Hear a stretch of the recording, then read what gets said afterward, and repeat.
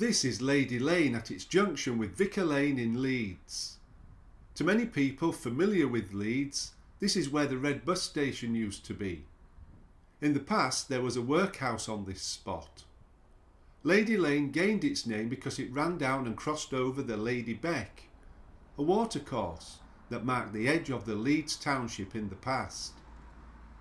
To the north of Lady Lane are the Leylands, a collection of mainly business premises now, but in the past it was the home to thousands of people in the fast-growing Victorian city of Leeds. Construction of the streets of terraced houses began as early as 1815. By the time this photograph was taken, the Leylands were an area of low-quality housing in which many migrants to the city had set up home. There is little doubt the residents had to make the best of what were often terrible conditions. The Leylands are located close to the city centre, to the northeast of Brighton. Lady Beck marks the eastern edge of this district. Lady Lane is the southern boundary, and before the construction of Eastgate, Lady Lane was the main road east from the Hedgerow. The western edge of the Leylands is Vicar Lane and North Street. Skinner Lane is at the northern limits of this interesting area. This map from 1726 shows the Leylands as fields on the very edge of the Leeds township. Ley is an Anglo-Saxon word meaning a cleared strip of ground, and there are many villages and towns in Britain that have Ley in their names. The Yorkshire Historical Dictionary states that Leyland is arable land, often in town fields, which was left fallow or unploughed. By 1850, the Leylands were very much in use as an area of densely packed housing and industry. In addition to North Street, there are two other roads which head roughly north through the Leylands, called Bridge Street and Regent Street. Bridge Street was the main thoroughfare of the Leylands and gained its name because it ran near to the point where the Lady Lane Bridge crossed Lady Beck. Bridge Street didn't actually have its own bridge until 1909. Bridge Street had a good number of small shops serving the local community. Low rents attracted immigrants, notably Irish, but by the mid-1890s the area was predominantly Jewish. In 1901, of 1,300 houses in the area, 900 were occupied by Jewish people. The censuses from the time make very interesting reading and underline how large the Jewish population was in the area and the places in Eastern Europe where many of them had travelled from to set up home in a new land. This is one page from the census, but it is typical of the returns for the area in 1901, with the majority of housing being home to migrants with Jewish names and birthplaces in Eastern Europe, but perhaps with young children born in England as the families settled and grew. Lady Lane and Bridge Street was the location of many Jewish shops and small synagogues. Copenhagen Street branched off Bridge Street.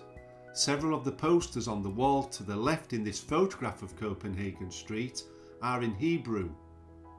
Whilst there was clearly an established community by the start of the 1900s, the Jewish people often faced hostility from their non-Jewish neighbours.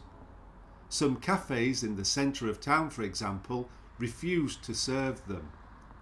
Violence would sometimes flare up, culminating in the infamous riots in 1917 when a mob attacked the Leylands, destroying property and looting Jewish shops on Bridge Street. On the corner of Bridge Street and Gower Street is one of the few buildings still remaining from Victorian times, the former Leylands School building, which now houses a Chinese restaurant. Built in 1875 as one of the new board schools, by 1900 the majority of its students were of Jewish faith. It also housed a Hebrew school which met on the premises after normal school hours. This photograph is taken close to the school on Noble Street, which was opposite, and no doubt includes children from the school. The location of the photograph is now a Hampton by Hilton hotel. There were 4 schools in the Leylands. This photograph is taken inside the Darley Street School. It was a large building on several floors, probably responsible for the education of a high number of children. Discipline is likely to have been strict. The school is visible at the end of Busfield Street in this photograph. You can also observe the small terraced housing that was typical of the area. By 1850, the majority of housing was already built, highlighting how quickly the city was spreading and growing. Back-to-back houses were the subject of controversy throughout the Victorian period, as they were considered to be among the worst type of housing. They were associated with overcrowded slum conditions, poor sanitary provision, and no through ventilation, which was thought to be the cause of disease. In Leeds, they were the most popular type of housing, forming 71% of the housing stock in 1886, and they continued to be built well into the 20th century, although building standards demanded improved sanitary conditions, such as a toilet closet for each block of 8 houses and wider streets. From the 20th century onwards, the back-to-back housing in the Leylands was slowly taken down in slum clearance programmes. This is Imperial Street, taken in 1935. These were some of the last terraced houses to remain in the Leylands. At the end of the street, on the other side of Regent Street, is the Danzig Brewery.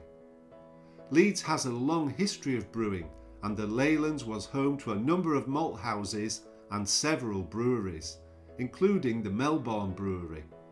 It was a well-known brewer of ales in the city and owned 245 public houses, many of them in Leeds.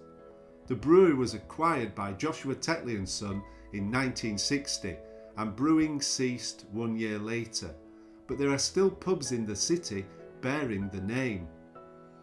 The Melbourne Brewery was located on Regent Street, which when first built was a narrow roadway heading north on the eastern boundary of the Leylands. It wasn't a through road at first and terminated at buildings on the side of Lady Beck, but as the city continued to grow and spread, the road was widened into the busy road we know today, connecting with Eastgate. Terraced housing on the eastern side of Regent Street was demolished as part of this process, and businesses sprang up along this busy road in new buildings which seem to have regularly changed over time. There were other industries in the Leylands, most notably textiles, and many residents were employed in tailoring. Montague Burton set up his first factory on Concord Street, and there were other facilities on Byron Street and Melbourne Street. After the First World War, the demand for D-mob suits enabled Burton to take over the vast Hudson Road mills in nearby Bermontofts. Bridge Street finally got its bridge in 1909 as Hope Street and Copenhagen Street were demolished and New York Road arrived. Here you see the newly constructed bridge over Bridge Street in 1909. New York Road was a new wider thoroughfare ready for the new century of motorised vehicles. It connected to a wide road called Quarry Hill to the east and North Street and New Briggate to the west.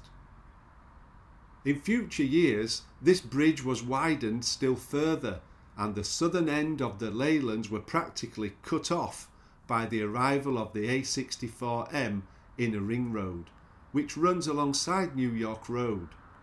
But by this time, slum clearance programmes meant that almost all of the housing in the district had been taken down, and the identity of the area was almost lost. Today there is very little left of the original buildings, and many of the remaining clues to the history of the area are found only in the street names which remain. Templar House on Lady Lane, built in 1840 as a Wesleyan chapel, still stands, but around it there has been almost constant change. It is a Grade 2 listed building which has been used more recently as a warehouse and gym. Hopefully, in the future, this vacant building will find some fitting use for such a splendid link with the past. With so much development going on in Leeds, it is surprising to see valuable land being used for nothing more than car parking.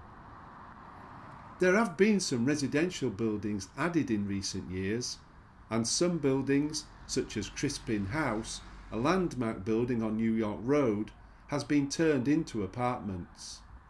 But I can't help thinking that very soon the Leylands will be the next area for redevelopment, and its colourful and interesting history will continue.